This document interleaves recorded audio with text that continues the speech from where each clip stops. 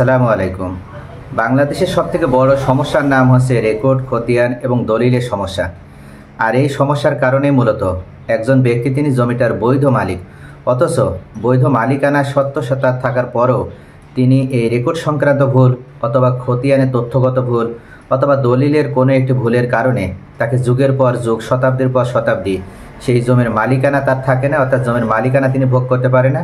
অন্য আরেকজন ব্যক্তি অবৈধভাবে বা ইল্লিগাল ওয়ে ব্যবহার করার মাধ্যমে সেই জমিটার প্রকৃত মালিক হয়ে যায়। আর এটা নিজের চোখের সামনে দেখার পরও এই ছোট্ট একটি ভুল সমাধান করার জন্য বাংলাদেশে যদি কখনো কোনো ব্যক্তি কোনো দেওয়ানি মামলার প্রতি যদি আগ্রহ দেখায়, সেক্ষেত্রে দেখা যায় যে বছরের পর বছর এই দেওয়ানি মামলার ঘানি টানতে হয়। এবং শুধু তাই নয়, এই দেওয়ানি মামলা পরিচালনা করতে যেয়ে একটি পরিবার সম্পূর্ণভাবে ধ্বংস হয়ে যায়, তারপরও দেওয়ানি মামলার নিষ্পত্তি হয় না। এমনও হয় যে এই দেওয়ানি মামলা পরিচালনা করতে যেয়ে 3 পুরুষ পার হয়ে যায়, এরপরও দেওয়ানি মামলার কোনো ধরনের কোনো সমাধান হয় না।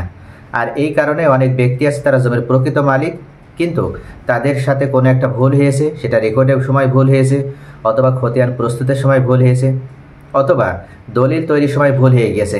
আর এটা সমাধান করতে যেই যখন এই ধরনের সমস্যায় পড়তে হয়, অনেক ব্যক্তি আছে তারা ভয় পেয়ে এটা সমাধানের জন্য কোনো আর আগ্রহ প্রকাশ করে না। বাংলাদেশে যদি ইতিহাস দেখা হয় তাহলে দেখা যায় যে এখনও পর্যন্ত যে রেকর্ড সংক্রান্ত এবং দলিল ও খতিয়ান সংক্রান্ত যে মামলাগুলো, দেওয়ানি মামলাগুলো বাংলাদেশে চলমান রয়েছে, সেই মামলাগুলোর মোট পরিমাণ হচ্ছে 18 লক্ষ। অর্থাৎ ছোট্ট একটি দেশ, এই ছোট্ট একটি দেশে এই ছোট্ট একটি ভূখণ্ডের অধিকারী হওয়ার পরও আমাদের দেওয়ানি মামলায় এতটা জট পড়েছে যে সেখানে প্রায় 18 লক্ষ মামলা এখনও পর্যন্ত রানিং অবস্থায় রয়েছে। শুধু তাই নয়, আরও একটি মারাত্মক এবং ভয়াবহ তথ্য, সেটা হচ্ছে প্রত্যেক বছর প্রায় 5 লক্ষের কাছাকাছি মামলা আবার নতুন করে যোগ হচ্ছে। অর্থাৎ 2024 সালেই বাংলাদেশের প্রেক্ষাপটে সবথেকে বেশি এই দেওয়ানি মামলা নতুন করে আবার যোগ হয়েছে, যে মামলার পরিমাণ প্রায় 5 লক্ষ। অর্থাৎ এই মামলা যদি এত দ্রুত নিষ্পত্তি করা না যায়, এই মামলা যদি এখনও পর্যন্ত লেংদি হয়, সেক্ষেত্রে দেখা যাবে যে এটা 18 লক্ষ, সামনের বছর হয়তো 25 লক্ষ পার হয়ে যাবে। বাংলাদেশের প্রেক্ষাপটে যে দেওয়ানি মামলাগুলো এতটা জট তৈরি হয়েছে, এই জট নিরসনের জন্য বাংলাদেশ সরকারের পক্ষ থেকে নতুন করে দেওয়ানি কার্যবিধি আইন সংশোধন করা হয়েছে। এমনকি ভূমি আইন 2025 নাম করে একটি আইন পাশ করা হচ্ছে, যে আইনের খসড়া ইতিমধ্যে প্রস্তুত হয়ে গেছে। এই আইনের মাধ্যমে দেওয়ানি মামলা নিষ্পত্তির জন্য সকল মামলাগুলো 1 বছরের ভিতরে নিষ্পত্তি করার প্রসেস তৈরি করা হয়েছে। অর্থাৎ এখন থেকে কোনো ব্যক্তি যদি রেকর্ডের কোনো সমস্যা থাকে, দলিলের কোনো সমস্যা থাকে, যে সমস্যাগুলো মামলা ছাড়া সমাধান হবে না, সেই মামলাগুলো করলেই 1 বছরের ভিতরে ওই ব্যক্তি তার মামলার সমাধান পেয়ে যাবে।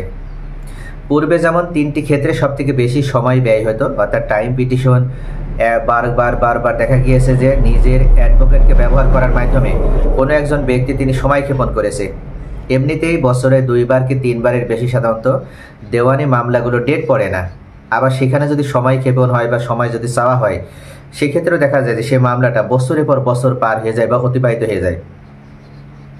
আবার আরও একটি সমস্যা থাকে, অনেক ব্যক্তি আছে সেখানে দেখা যায় যে অনেককে সাক্ষী হিসেবে ইনক্লুড করে মামলায় বা অন্তর্ভুক্ত করে। আর এই সাক্ষীদের সাক্ষ্য প্রমাণ নেওয়ার ক্ষেত্রেও বড় একটা সময় পার হয়ে যায়। একই দিনে সকল সাক্ষী যেহেতু উপস্থিত করা হয় না, পর্যায়ক্রমে বা ধারাবাহিকভাবে সাক্ষীদের উপস্থিত করা হয়, দেখা যায় যে সাক্ষীদের সাক্ষ্য গ্রহণ কার্যক্রম সম্পন্ন হতে যেও বছরের পর বছর পার হয়ে যাচ্ছে। অর্থাৎ সব মিলিয়ে বাংলাদেশের এই দেওয়ানি মামলার গতি ছিল কচ্ছপের গতি। এখন এই কচ্ছপের গতি থেকে বের হয়ে এসে দেওয়ানি মামলাগুলো দ্রুত নিষ্পত্তির জন্যই সরকারের পক্ষ থেকে ভূমি আইন 2025 পাশ করা হয়েছে, এবং এখন থেকে 1 বছরের ভিতরে মামলা নিষ্পত্তি করার জন্য সার্বিক কার্যক্রম পরিচালিত হবে। তবে এখানে ভূমি মালিক হিসেবে যারা আছে তাদেরও কিছুটা সমস্যা থাকে।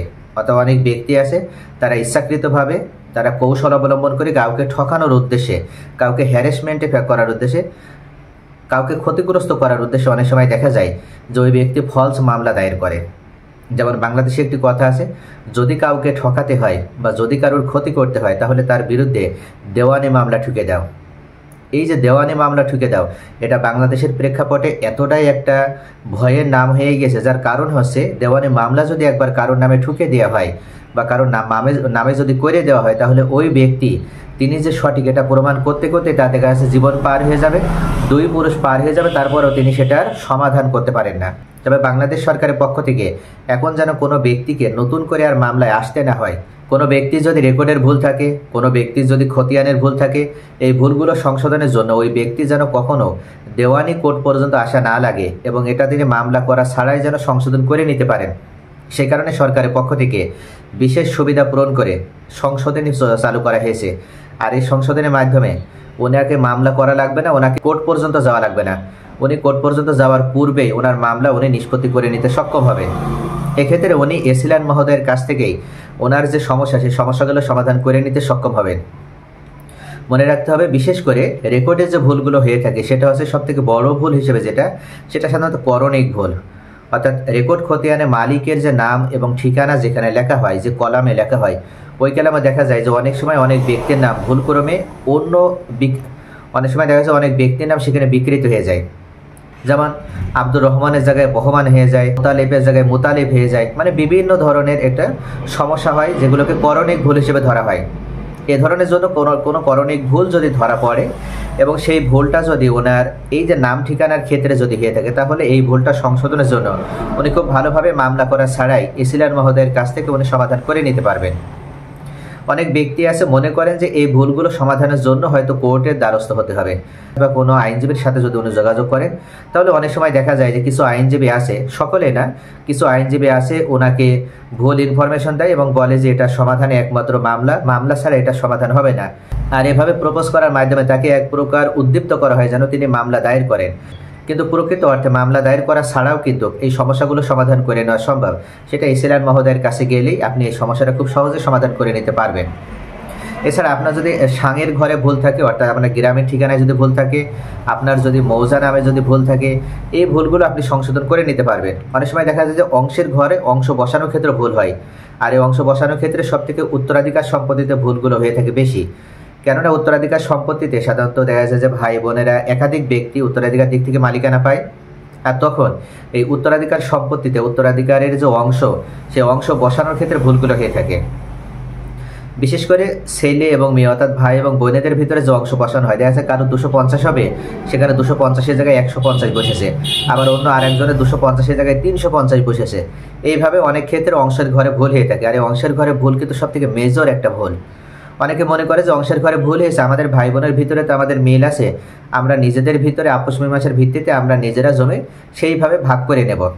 কিন্তু এটা কোনো স্থায়ী সমাধান হলো না, কেননা আপনারা আজকে নিজেদের ভিতরে ভালো একটা আন্ডারস্ট্যান্ডিং আছে, ভালো একটা গুড সম্পর্ক আছে, যার কারণে আপনারা নিজেরা হয়তো সেই জমিটা সুন্দরভাবে বন্টন করে নিয়েছেন। কিন্তু আপনাদের অনুপস্থিতিতে পরবর্তীতে আপনাদের পরবর্তী প্রজন্ম বা আপনাদের পরবর্তী ওয়ারিশ কিন্তু এই বিষয়টা মানবে না। তারা এটা নিয়ে বিভিন্নভাবে গোলযোগ এবং দ্বন্দ্ব সংঘাতে জড়িয়ে পড়বে। এই কারণে এটার স্থায়ী সমাধান করে নেওয়ার জন্য আপনার যদি অংশের ঘরে কোনো সমস্যা হয়ে থাকে, তাহলে আপনি খুব দ্রুতই এসিলান মহোদয়ের সাথে যোগাযোগ করেন এবং এসিলান মহোদয়ের কাছে আপনি অ্যাপ্লিকেশন জমা দেওয়ার মাধ্যমে আপনার সমস্যা তুলে ধরার মাধ্যমে আপনি এই ভুলটাও সংশোধন করে নিতে সক্ষম হবেন। তাহলে অবশ্যই মনে রাখবেন ভিউয়ার্স, যে আপনাদের কিছু ভুল আছে রেকর্ড সংক্রান্ত বা খতিয়ানে যে তথ্যগত যে ভুলগুলো আছে, যে করণিক ভুলগুলো আছে, এই ভুলগুলো আপনি খুব সহজেই এসিল্যান্ডের কাছ থেকে সমাধান করে নিতে পারবেন। এটার জন্য আপনাকে অযথা মামলা দায়ের করা লাগবে না, কেননা মামলা করা মানে আপনি সেখানে যেয়ে আপনাকে বছরের পর বছর পার হয়ে যাবে, আপনি সেই মামলার কোনো নিষ্পত্তি পাবেন না। এবং শুধু তাই নয়, আপনার ব্যাপক পরিমাণে অর্থের অপচয় হয়ে থাকে।